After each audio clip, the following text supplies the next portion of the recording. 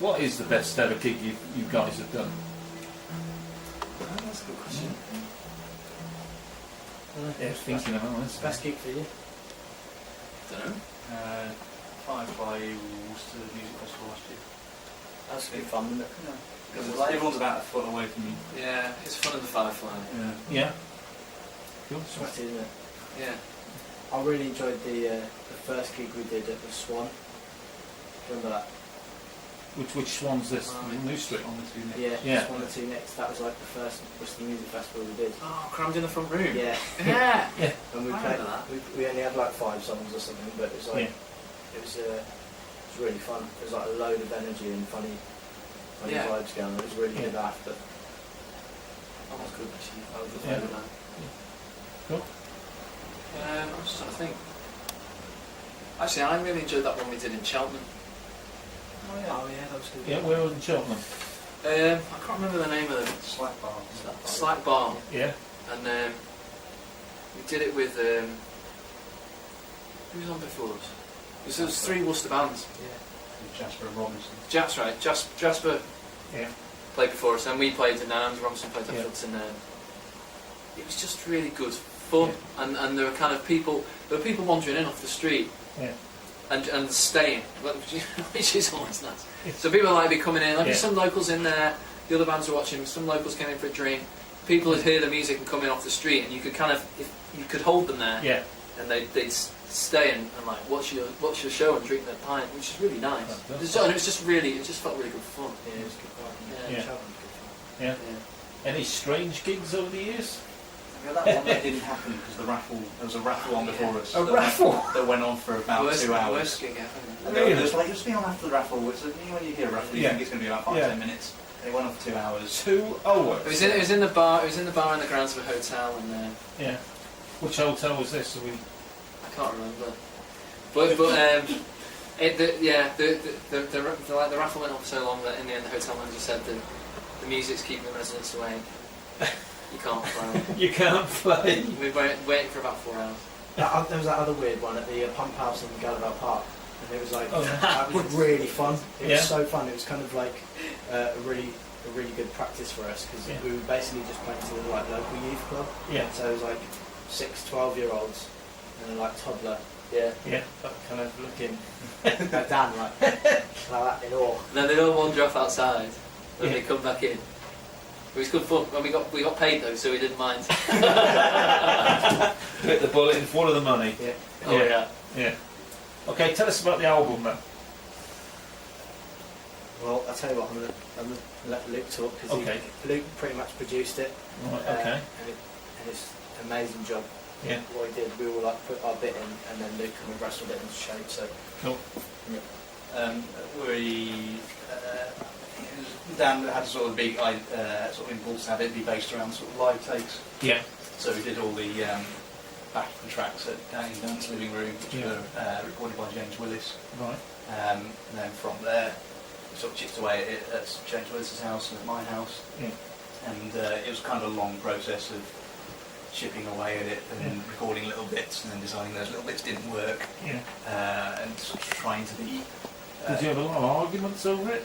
Did you fall out? I Or think we argue, we have strong disagreements sometimes. yeah. But, So how long did it take? it took a year altogether. Yeah. With some sort of big gaps in the Yeah. middle and Yeah. sort of little bursts of creativity Yeah. between them. Yeah. It's only because we work really hard.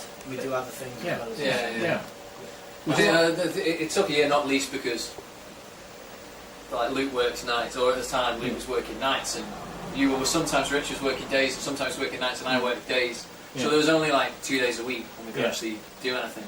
And if someone had a shift at work that day, Yeah. it wasn't going to happen, or if we had a gig or someone was doing something else. So I think that had quite. If we'd all worked the same hours, Yeah. If we we probably did would have. work, then it would have taken Yeah. 3 days. If But we'd have been unemployed, we probably could have got it all wrapped up in 3 weeks. Yeah.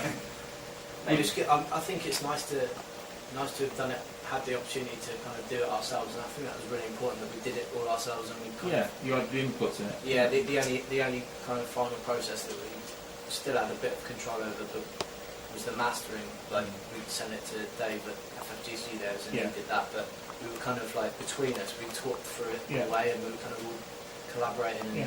talking about it all the time, and it's really, really nice to do it ourselves. So Yeah. and it's so easy to do as well nowadays, so Right. it should be encouraged. Yeah. So if people want to check your album out, where can they go to? Where can they buy it? Well, obviously in Rise Yeah. in Crowngate in Worcester, Yeah. Rise Records, you can get it there. You can get it online at Bandcamp, Yeah. which is like the site's Yeah. richardclarke.bandcamp.com. Okay. So that's one. Yeah. So It's well worth buying a real one, not a digital one, though, because Yeah. Richard's hand makes each sleeve himself, prints it himself. They're really lovely, beautiful things to look at. Really? As well as to, yeah. So tell us a bit more of the sleeve then, Rich. well, as I as I do a bit of design and I've done a few Yeah. sleeves for other people before, Yeah. I was like, I kind of wanted to go a bit mad on it. Yeah. And the printer I work with, Mark, he's like a good friend of mine, and he sorted me like a nice package out and helped Yeah. me kind of choose card and do it Yeah. kind of like in a different way to like Yeah. how people normally manufacture them. So I kind of cut out all the bits of card out and got book binding tape, so it looks like an Right. old book. And there's like a moon picture that I've drawn on the front cover, and Oh wow. and then there's some like art inserts, and you can like tile them out, and it makes it a big picture. And there's pictures on the other side, so it's kind of like Oh, cool. a bit of a like show off for Yeah. my art in a Why way as not? well. Like you got to plug it, haven't you? Of course you have. Of course you have. You only do it once, so Yeah. It's nice, though. You can listen to the record and play with the stuff. Yeah. Exactly. It's quite meditative. yeah. Yeah. I was aiming for the kind of like 12-year-old sort of market, basically. And you hit a home run with me? Yeah. So, Would you guys like to do this full time then, or not? Or are you happy doing what you're doing? I really like the idea of having the option to kind of work on a sort of flexible sort of position, but like, it's really nice to have like a hobby that extends into like being busier than just you know what I mean, just doing it occasionally. I think we don't want to be slightly more than three guys jamming in the cellar. Yeah. Yeah. yeah. That's one of them. If I got paid, Yeah.